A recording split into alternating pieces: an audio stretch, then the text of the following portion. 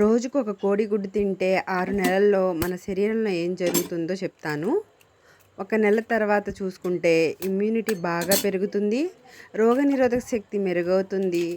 తక్కువగా జలుబు, జ్వరం లాంటివి వస్తాయి. అదే 3 నెలల తర్వాత చూసుకుంటే చర్మం కాంతివంతంగా మారుతుంది. జుట్టు ఆరోగ్యంగా పెరుగుతుంది. ఇంకా చాలా దృఢంగా కూడా ఉంటుంది.